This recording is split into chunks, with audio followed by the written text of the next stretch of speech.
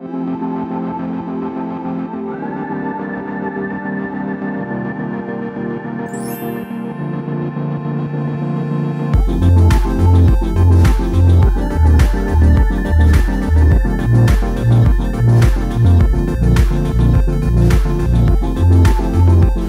à tous, c'est Z pour la vape du palais et aujourd'hui on se retrouve pour parler d'une transition vers la vape efficace quand on est fumeur. Pour sortir du tabagisme de manière efficace, il n'y a pas de secret. Il faut un tirage serré de type cigarette allié à un auto-nicotine. C'est la base. Le tirage serré permet de consommer moins de liquide, donc on diminue davantage les risques. Le auto-nicotine permet de contenter le fumeur pour avoir sa nicotine, donc il ne va pas aller la chercher dans la cigarette puisqu'il l'aura dans son liquide. Dans la majorité des cas, l'appareil est peu onéreux. On va parler d'un pod, on va parler d'une Q16, d'une Zénith, voilà pour citer les gros noms. À côté de ça, il faut faire ce qu'on appelle un tirage efficace. Je vais vous montrer, c'est un tirage doux mais long.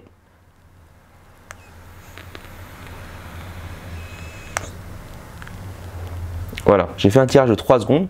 Pourquoi est-ce que celui-ci doit être doux et long? Simplement parce qu'il s'agit d'un tirage serré, on ne peut pas tirer comme une brute dessus.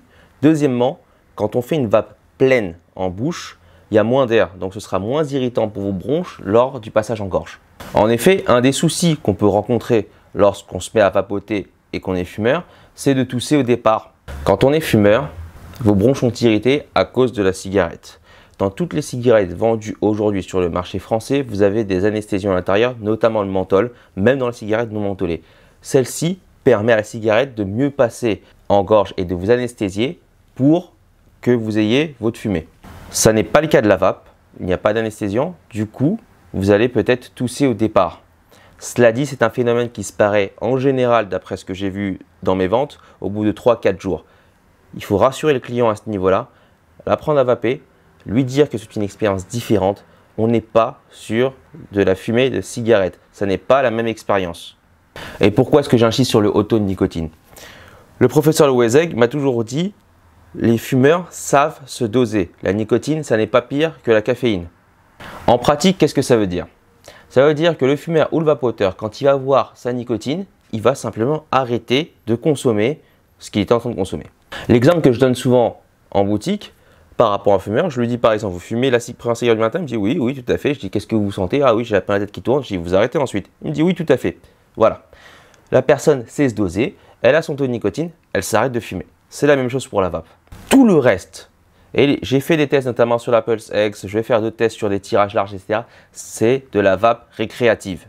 Si vous voulez sortir du tabagisme, c'est un tirage serré, auto-nicotine, c'est tout.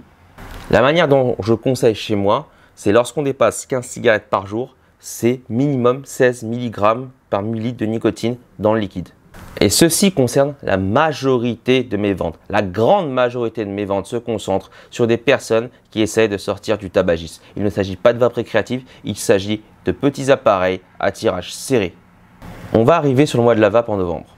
Le 1er janvier, on aura les nouvelles résolutions.